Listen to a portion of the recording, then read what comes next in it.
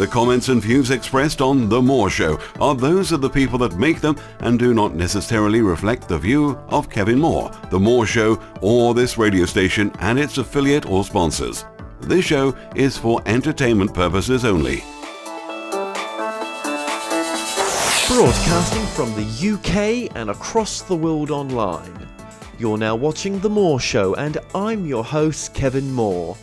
Now for the next hour, I'll be covering subjects that will open up your mind and provide you with information you may have never heard before. Now on today's show, I'm about to be joined with my guest, Dr. Dan Farcash. Now Dan joins me to discuss his latest book, UFOs Over Romania.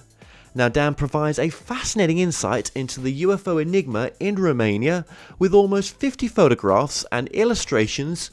UFOs Over Romania is full of UFO data that's never been published in the English before. Dr. Dan Farcash, welcome to the show. Glad to be with you. I'm glad to have you on, Dan, all the way from Romania. Thank you so much for coming on. Dan, this is a fascinating book, UFOs Over Romania, and I hope so. No, it is, and I've got to say you've done a great job in putting this book together. You really have, and I can imagine it's took a lot of blood, sweat, and tears to get this far. So, Dan, my first question to you is,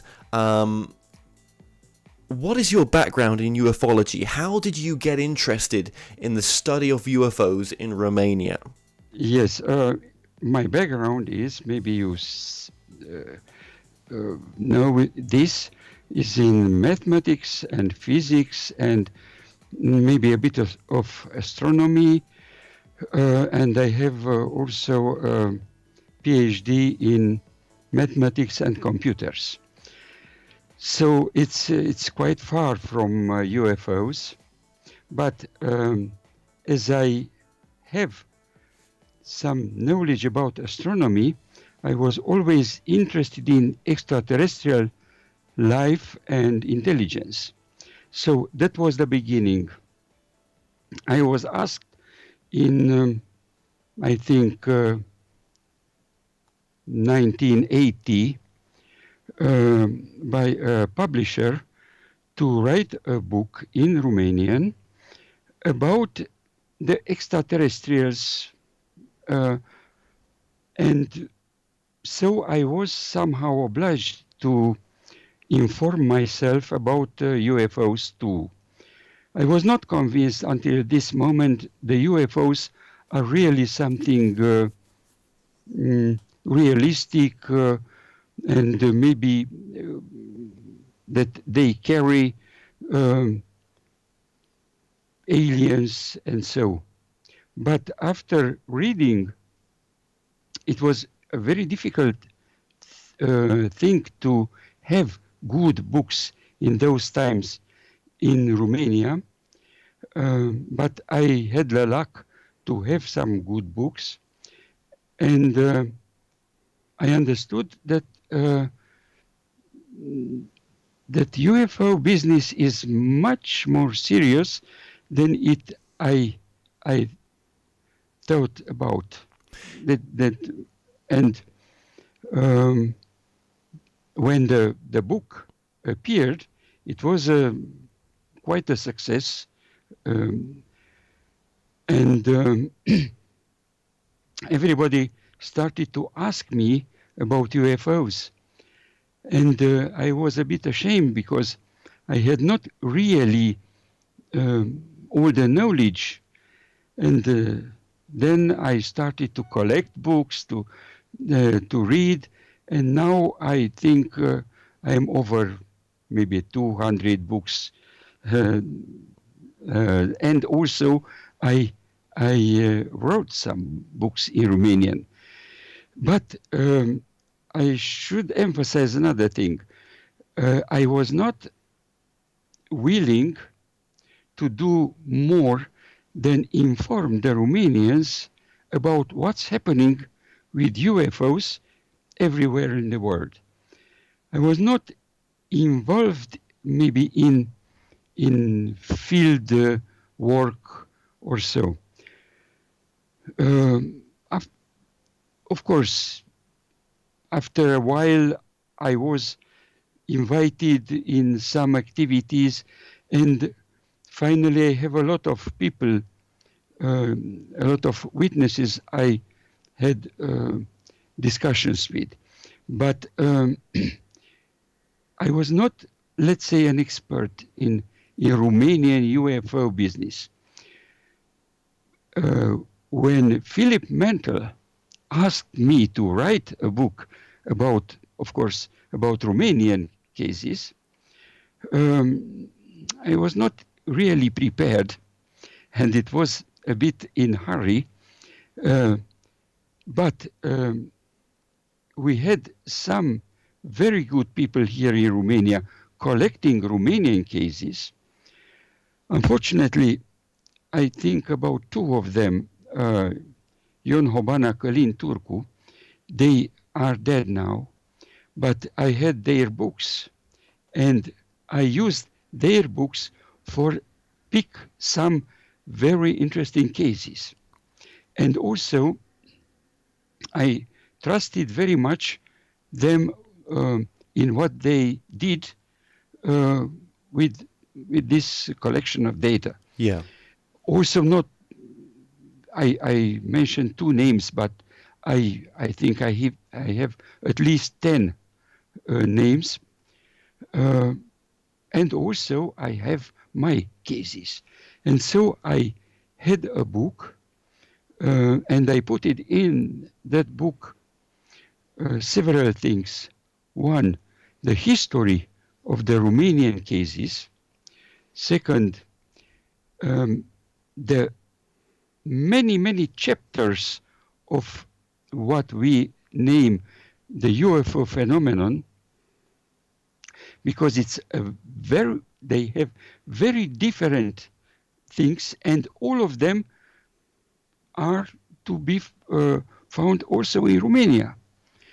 And also I included some information about the Romanian ufology. Okay, wonderful. And the organization in Romania as well. Just tell us what the organization's name is called. Yes, we have an organization, an association, let's say, called ASFAN. That means Association for the Study of Phenomena.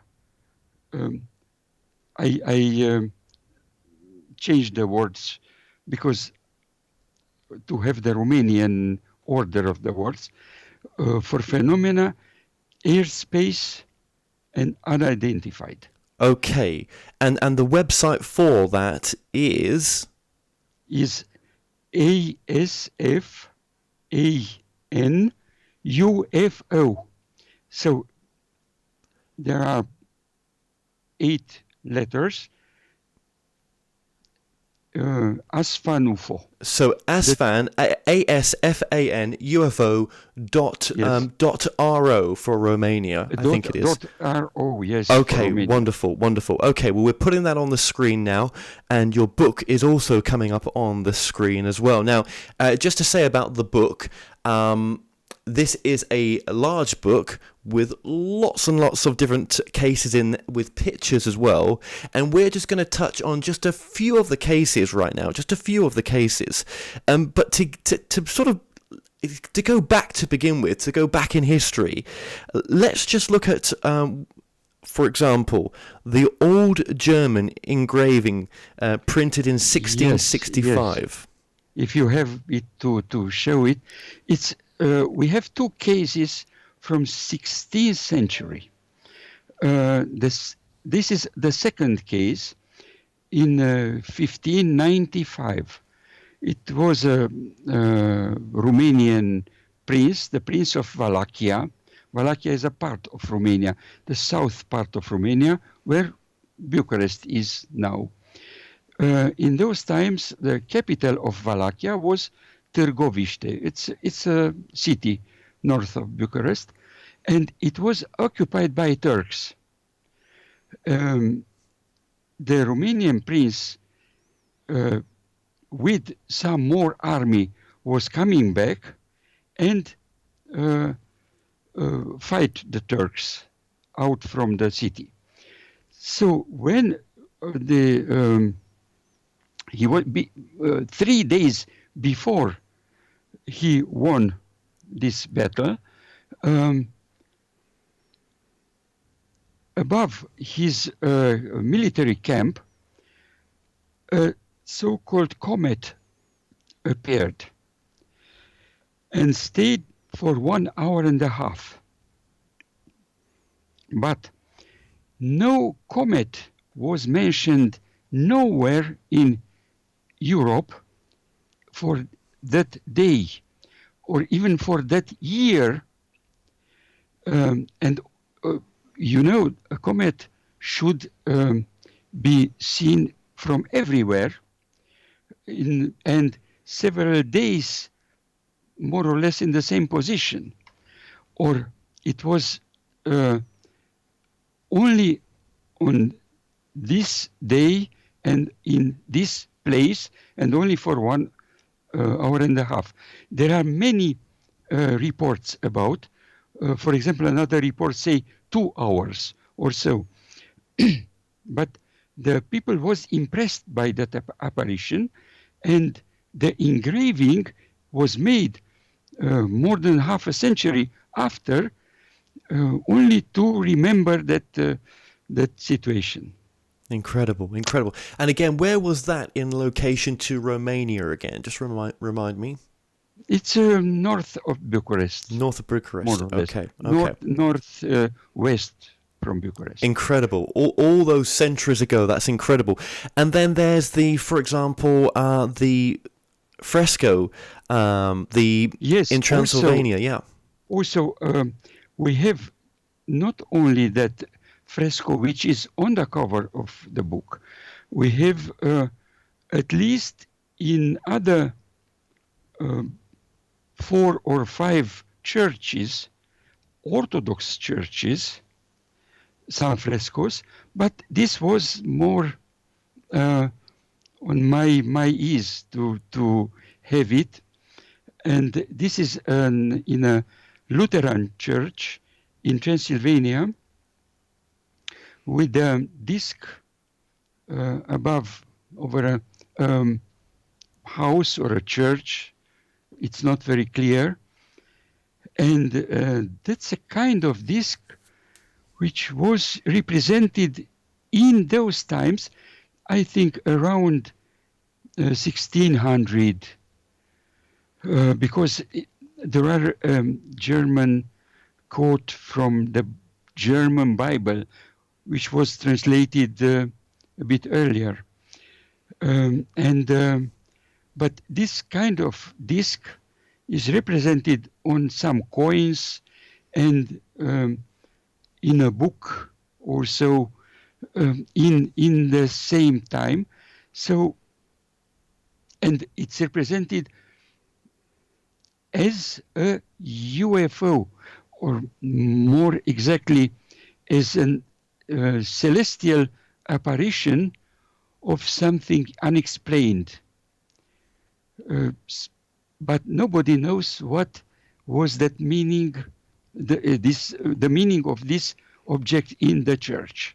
No, it's incredible. It's actually incredible, yes. And I'm so glad However, we have something similar in other churches too, and not only in Romania, also in Serbia and so. Absolutely, absolutely. And I believe there was more than 60 sightings before 1800, and of course many others after. Mm. Yes, that's in a book of Călin Turcu, and many after. So there are, but I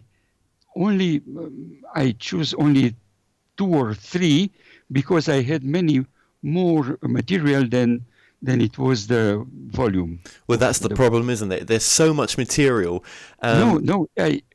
My first criteria was to have the most representative cases, not just so cases frightening and so, but to have a very good idea about all the picture of the phenomenon. Absolutely, absolutely. And again, as you've stated in the book, from the 1930s, there was 9 military reports and 14 newspaper articles mentioning, UFO objects with a powerful reflector light. I mean, Yes, that did not exist in that age. in January 1913, no airplane was able to carry not the reflector, but the power supply for the reflector. So they were in those times so heavy and the airplanes quite small that it was impossible to carry. And all the recognizing with airplanes were made in daylight in those times. So maybe in 16 or 17, within the First World War, there were airplanes with reflectors, but not in 13 in January. No, absolutely not. Okay, well, let's go straight to, for example, there's so many cases here, and we've got such little time, but 1968, and it was a wave of 94 sightings. Yes. Of course, I cannot enter about all. One of them was made by an airliner pilot making a normal flight. But the most interesting was in Cluj, in a very strange forest.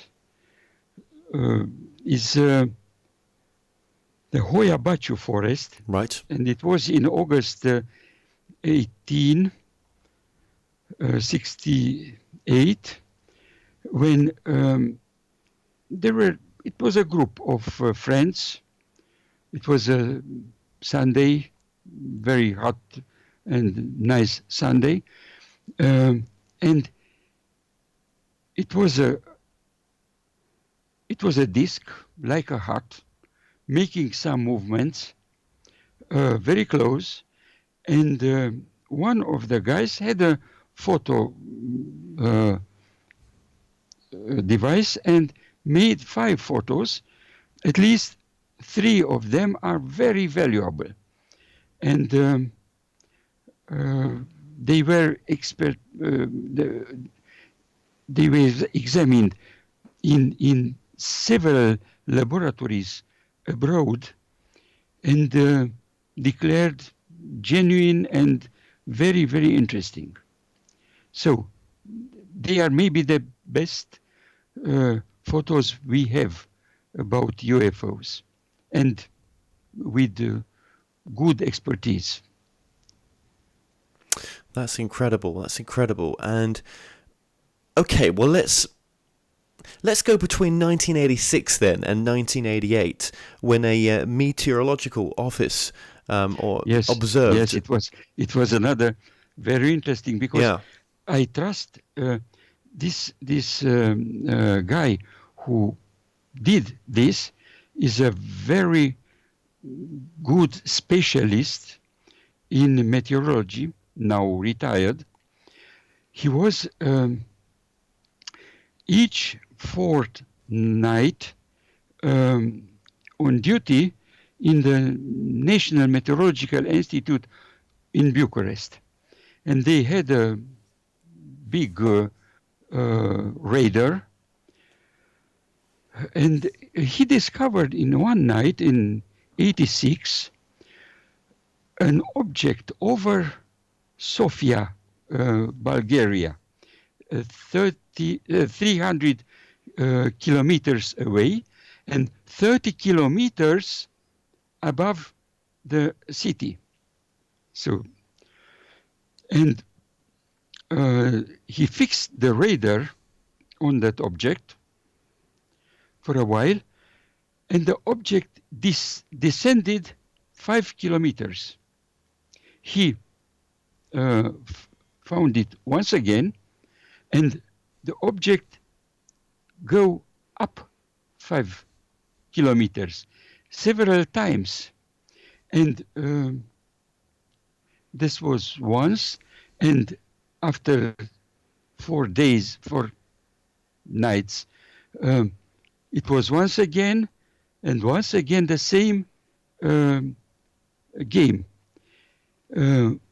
Once it disappeared and moved over Varna. It's a city very far, also in Bulgaria, but very far from Sofia. Then disappeared and was no more able to find this object. He made a measurement by comparison with some boats that radar saw on the Black Sea, and the comparison gave him the dimension of that UFO of 1,500 meters, so 1.5 kilometers, and that's a huge, and it was like a metallic object. In 88, he had once again the chance to see that object, and this time fixing the radar on it, the radar was disconnected. Right. So, and the technician found no reason, and the radar was working afterwards very well.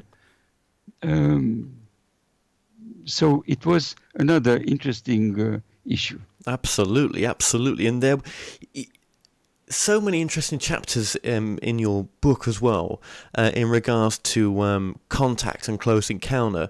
And what was crazy as well was the first close encounter of the third kind near Romania was in 1939.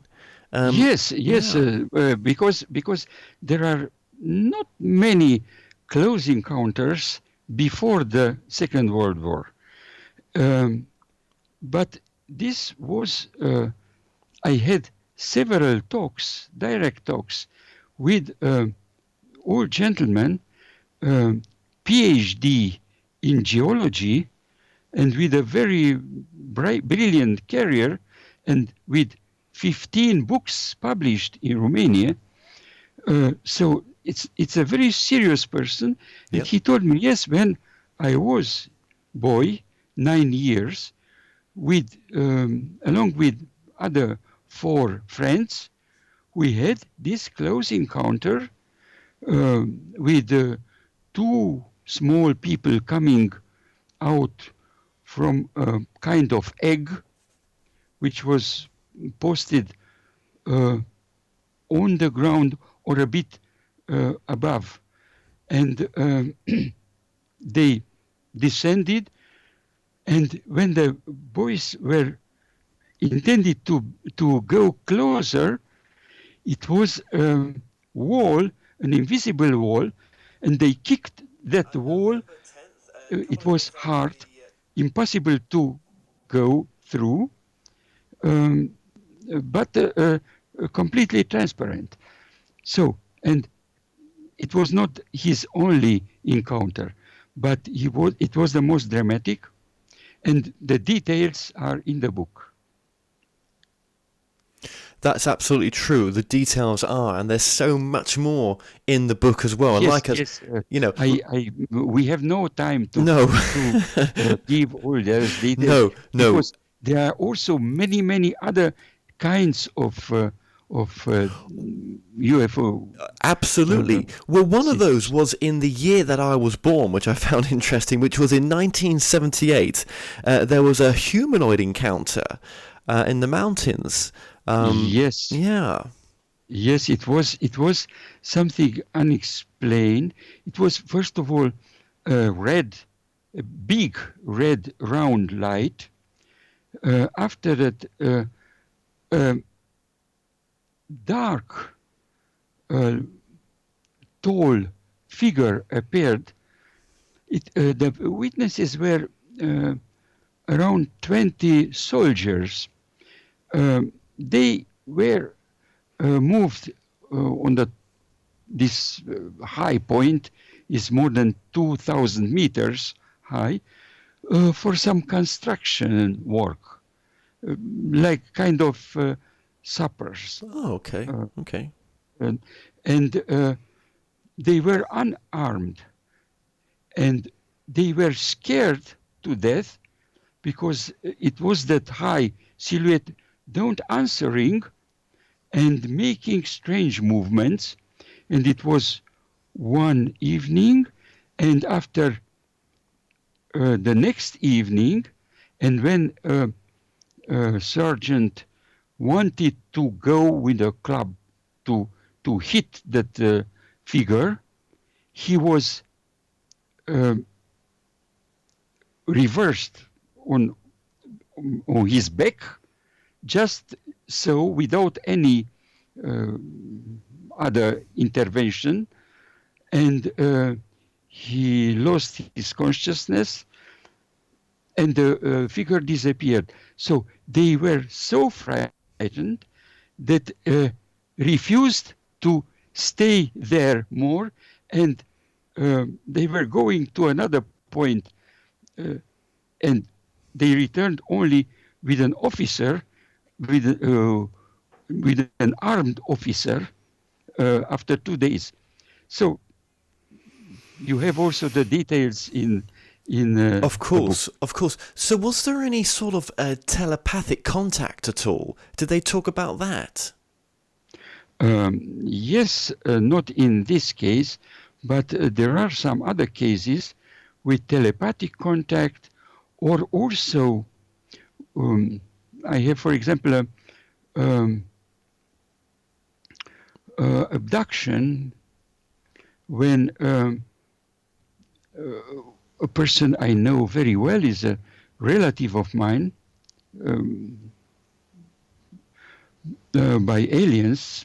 So he's in my family, in my larger family, and he told me he was abducted in a night when he was just finished high school, and he was raised from the ground, and he was after this in a room, and he heard some voices, and he understood the voices in his mind, and painfully, it's very interesting, but he saw nobody around him. There were only voices. It was a kind of robot. It's an interesting case because he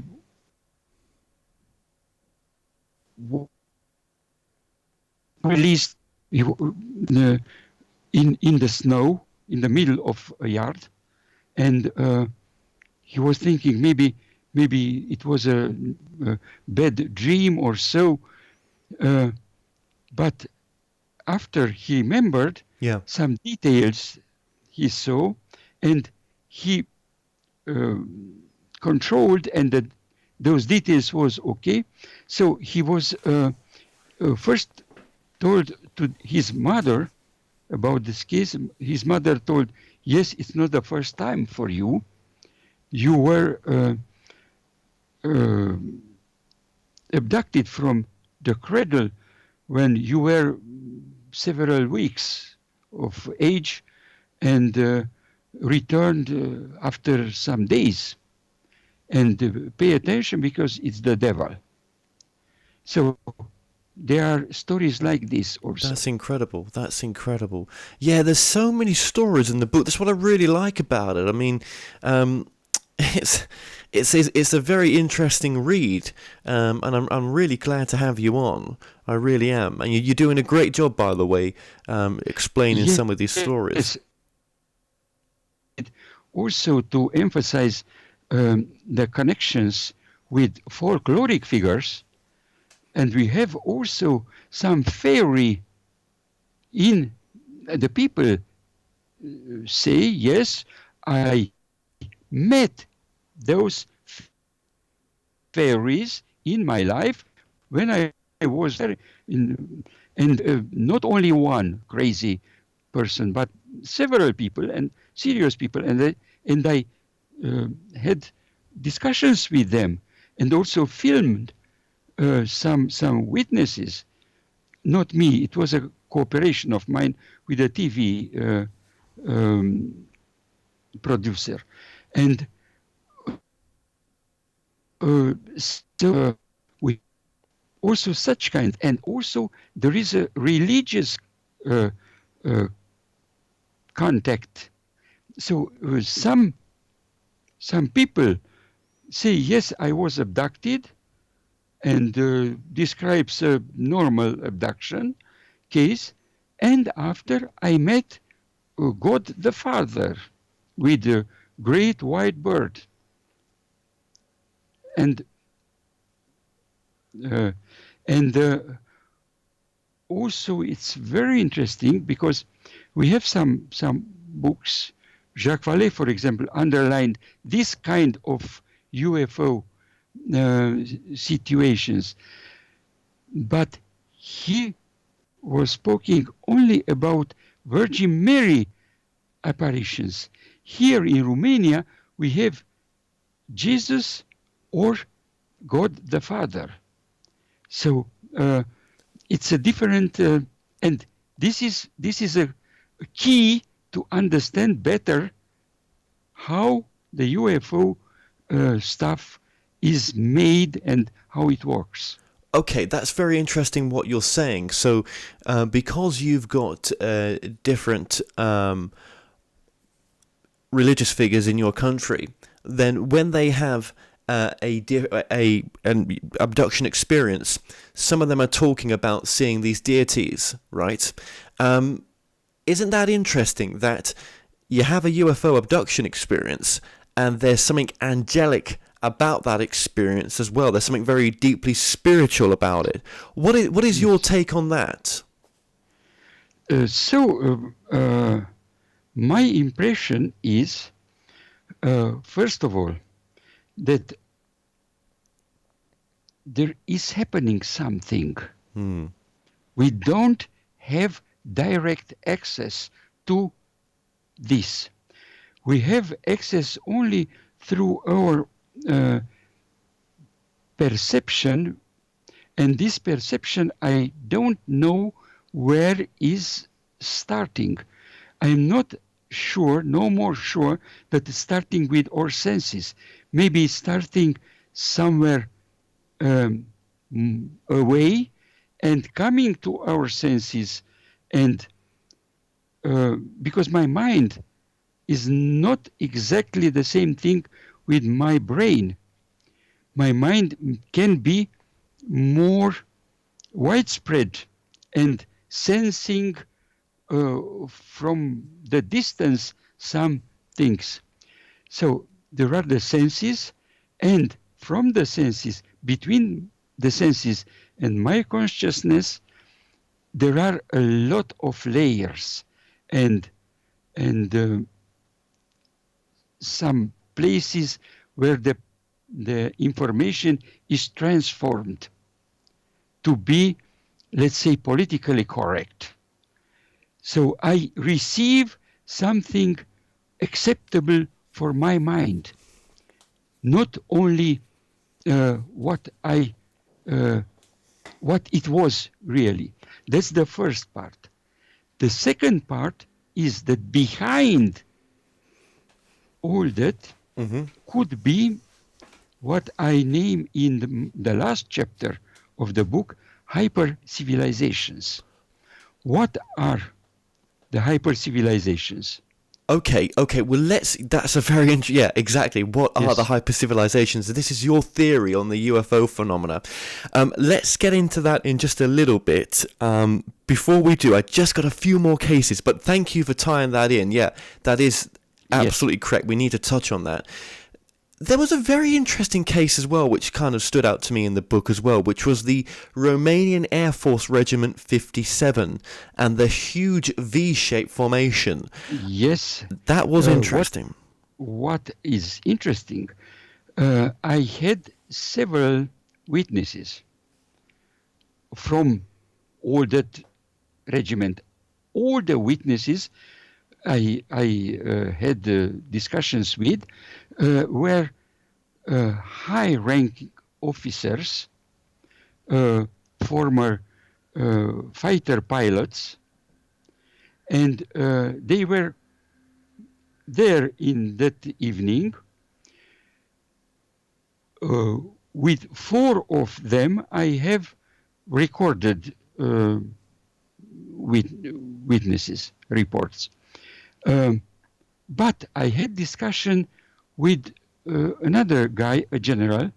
He told me, yes, I know about, but please don't bother with, because I don't want to discuss about that, and I finished the discussion. I also have an indirect witness. It's the only Romanian astronaut who knew about this case because he was near the phone where this was reported. So it's a very well examined case, and the witnesses are very serious people. Yes, after this, one of them said it was a huge V-shaped object, bigger than a football field. Another of them told, no, it was a formation of some huge lights. So it was a different perception, but all of them recognized it was something frightening, and they didn't see nor before nor after something like this. And it's not the only, and not, I think, not the most interesting case. I have another case in Buzău, for example, with 3 helicopters with an interrupted exercise flight because 20 meters red ball appeared behind or near them and in face of them finally. And I have 2 witnesses. One was the commander of that flight, one of 9 people, and another was the officer on duty at the airport, who was asked to see on the radar that a big object is near the helicopters and it could be a problem. So both of them told us from both sides the story. And the second guy also saw on the radar other UFOs in the same night, and saw the UFOs also naked eyes after a while. So it was something very interesting. And also we have another pilot in Timișoara, which who had 4 encounters, and in one of them he was ordered to fire toward a huge UFO to force it to land. So there are also we have 2 cases of fighter hit by unknown objects. That's right. That's in the book as well. Yep. Which is another story